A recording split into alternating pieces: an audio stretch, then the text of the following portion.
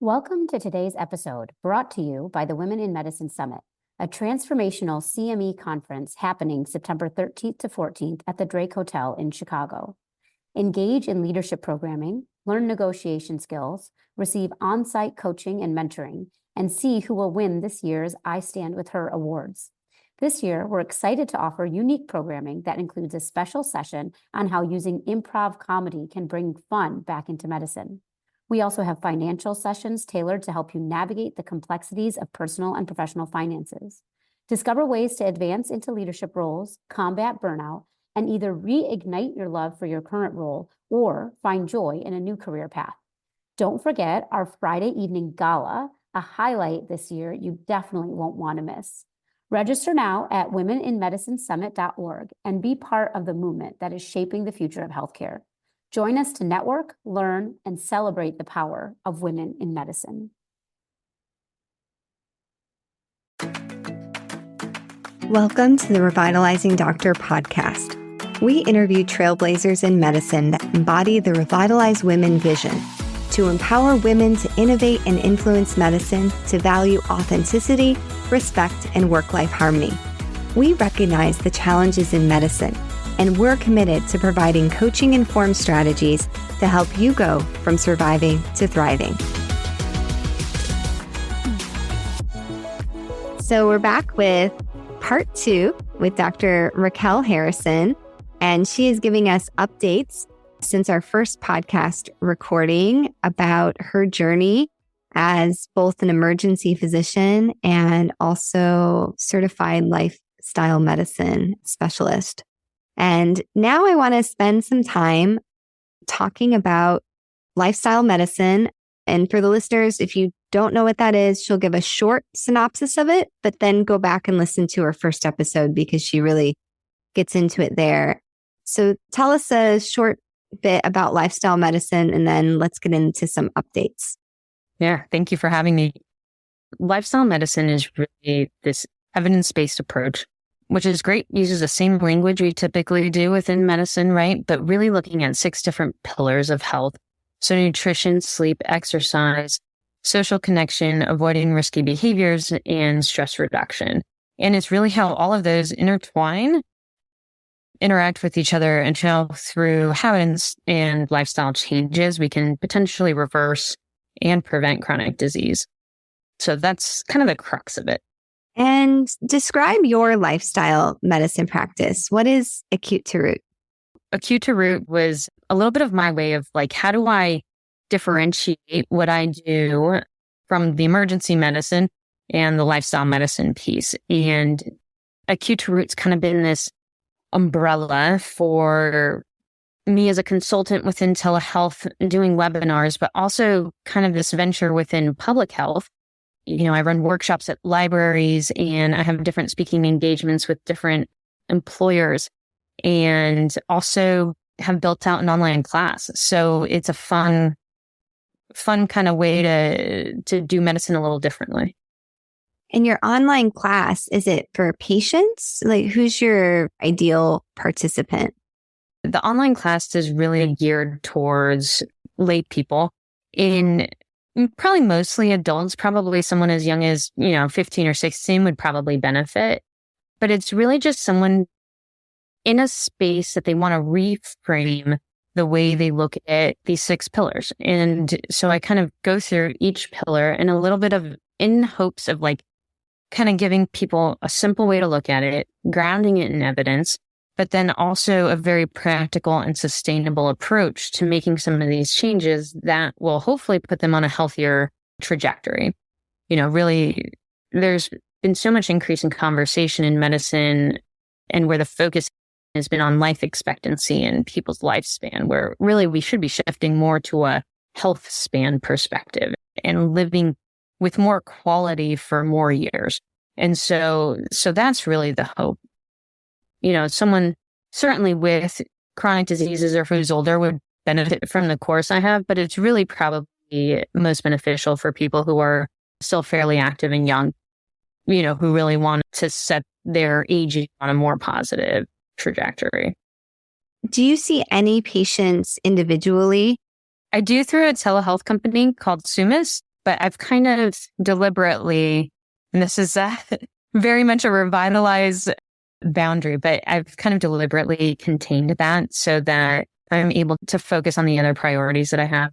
Building a lifestyle medicine practice or any kind of medical practice is incredibly daunting and takes a ton of energy and time and willingness to be available. And so I've found that seeing patients kind of in this contained environment allows me to still get that clinical-ish experience, right? That clinical focus, but allows me the flexibility. So with the rest of my time, really take more of that public health kind of mindset, more of a group teaching, education kind of perspective. Yeah, I love that. And I think it's a really important message to get out there because a lot of people think the only thing they can do, limiting belief, to pull in the coaching terminology, is I'm a doctor, I see patients. That's not what you're doing. It's a novel model of creating your career. So you do public speaking. So groups could pull you in, whether that's employers or, like you said, libraries, nonprofits.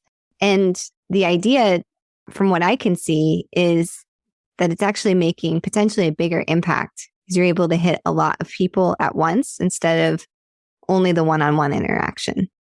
I mean, that's the hope, right? Is that you have the ability to foster a conversation among a broader group of people. They're bringing up questions that are often, maybe I'm leaving out in the discussion. And so it's fairly interactive.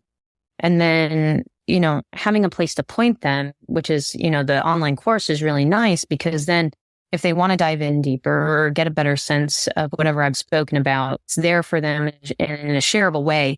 The number of times people have come up to me and like, oh, my sister or brother would love this. What inside the online courses, just to be able to give people an opportunity to share it, is really what drove that. I also wonder if you've noticed this. What was really interesting when I did more telemedicine is, I'll use an example, very concrete. It was during, one of the COVID surges. The vaccine was out. I was seeing a younger woman that still lived with her family. Maybe she was 18 or something. And she didn't have the COVID vaccine. Symptoms were pretty suggestive of it. And she had asthma. And because it was a telemedicine encounter, I was seeing her in her house. And then her mom and dad started getting involved in the visit.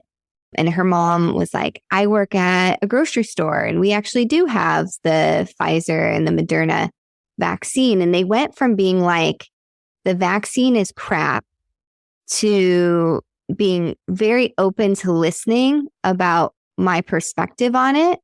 Like thinking about maybe we should go get this. I could go get it at the grocery store I work at.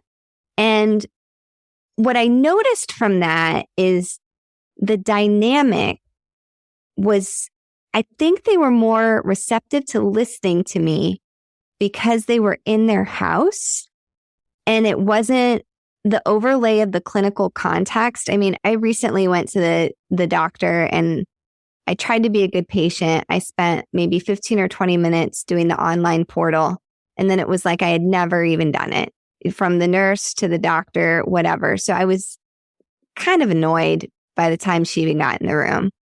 And so I feel like the overlay of the medical, as one of our past guests have called it, the medical industrial complex, creates such a divide and such an irritation by the time that they see us in our clinical roles, that to have some of the conversations about food and sleep and risky behaviors, I wonder if you're noticing like the receptiveness in a way is different outside of that clinical context.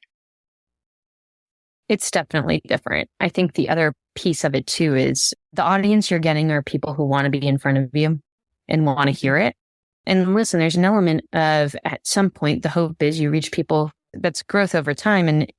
And ultimately you can start to reach the people who do want to listen and empower them to make some changes such that other people are seeing the changes in their life and, kind of asking the questions of, wow, you look like you have more energy, or wow, you look like you're have lost some weight or whatever it might be. And in some ways, you're giving them the tools to share information as well. And that's the broader impact. It's that ripple effect, right? A little bit of it too is that idea of like, can you create for better interactions within medicine? Because currently, right, the education piece is so lacking.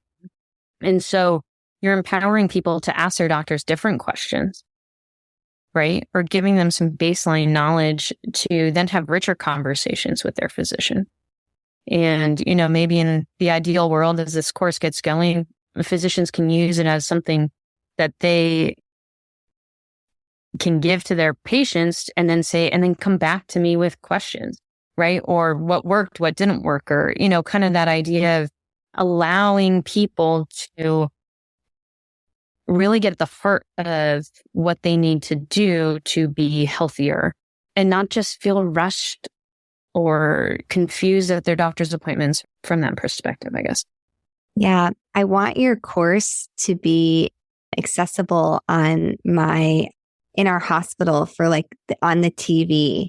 I think we talked about this in our last episode, that there's like this missed opportunity. There's so much waiting involved in medicine. And I don't understand why we don't leverage some of that, because sometimes people are in a very, sometimes they're shut down and too scared to access that education, but sometimes they are receptive, or the family member, thinking about my mom right now sitting next to my dad. This blew my mind. This absolutely blew my mind. Before we started recording, I shared that he was hospitalized with congestive heart failure exacerbation, up 50 pounds of fluid. I come the very last day, last 2 days of hospitalization. And I asked what his diet was. And they said a regular diet, no sodium restriction. And he's, type 2 diabetic, nothing. And I just was like, nobody's taught him to weigh himself at home. I was so finding it hard to even communicate how infuriating this was. And my mom was like, well, if somebody would have told us, she was sitting there all the time. What's your reaction to that? How is that even possible?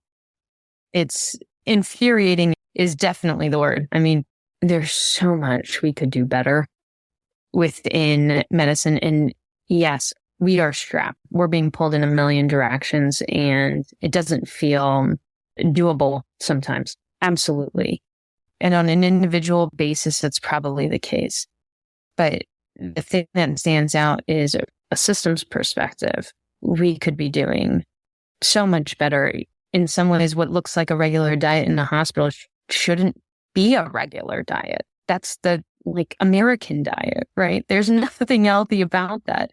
And so systems issue, I don't know about in your emergency department. In my emergency department, I can hand out white bread in a plastic bag.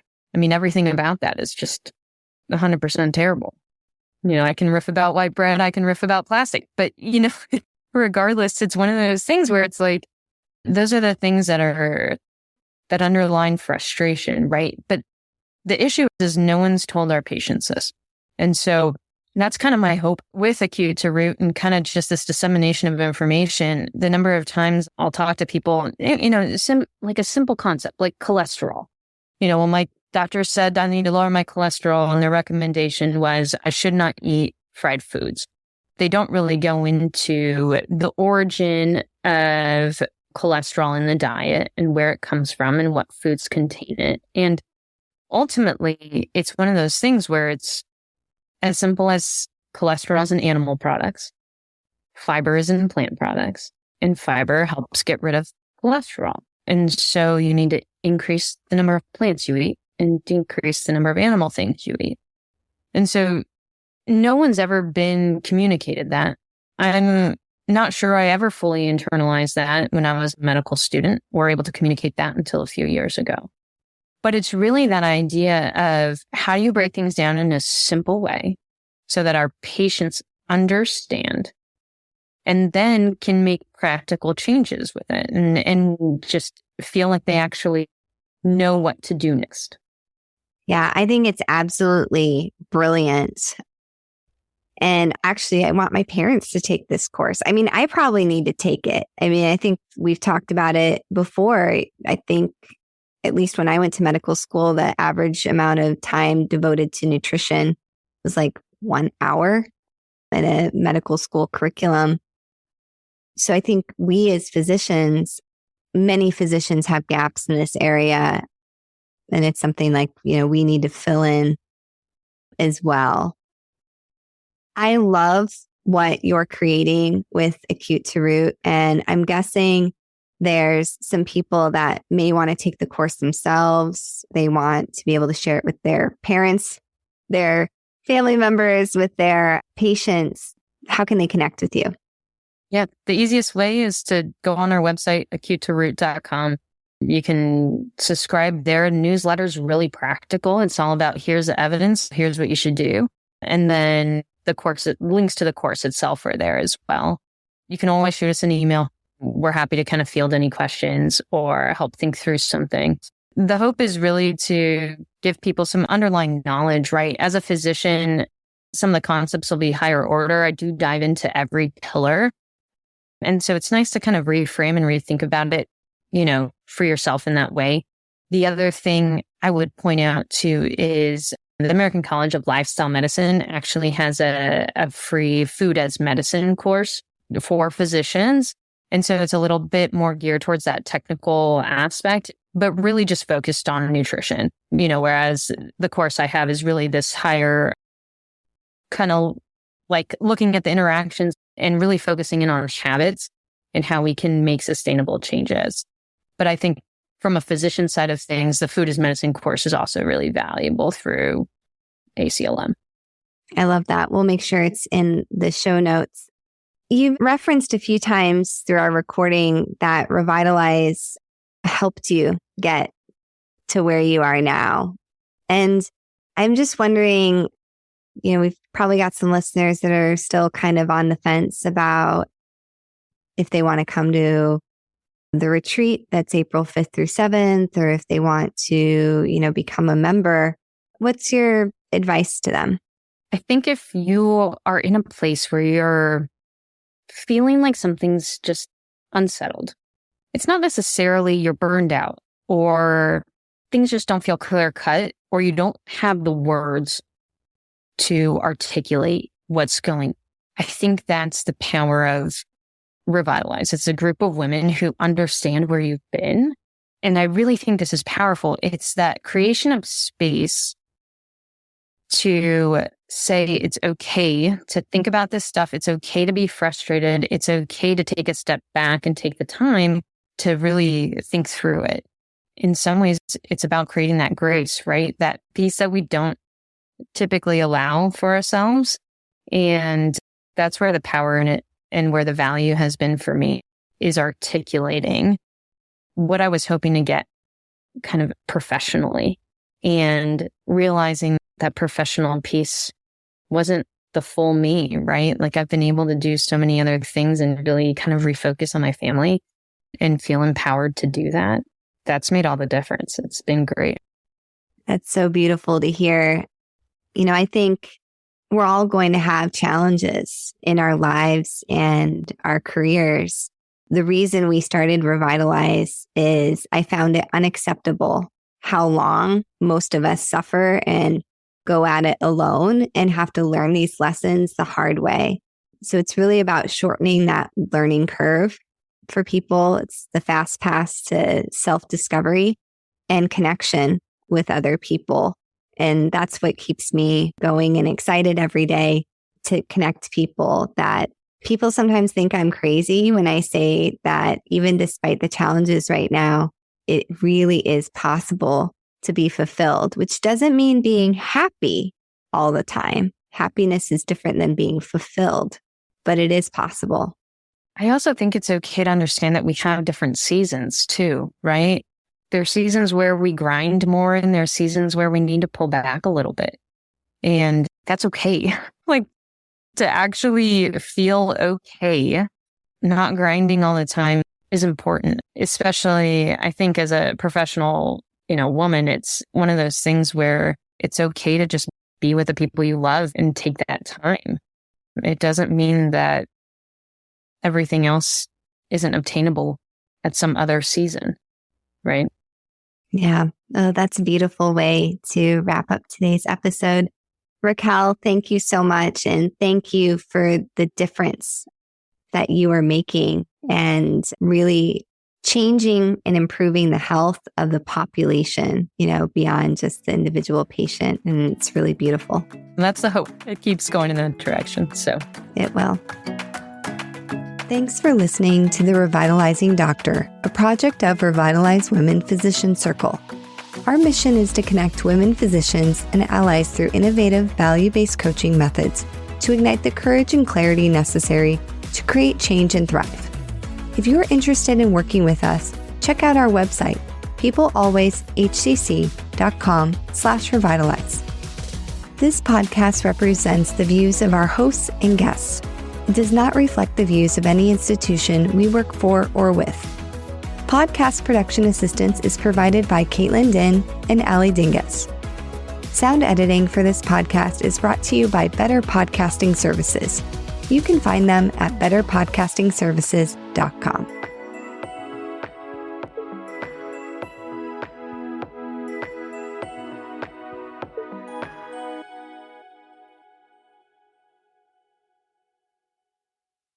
Hi, it's Dr. Risa E. Lewis, dropping in to tell you about a book that Dr. Adara Landry and I wrote. It's called Microskills, Small Actions, Big Impact. It's a business self-help book coming in 2024 by HarperCollins. Pre-order now. Microskills, Small Actions, Big Impact, wherever you buy your books.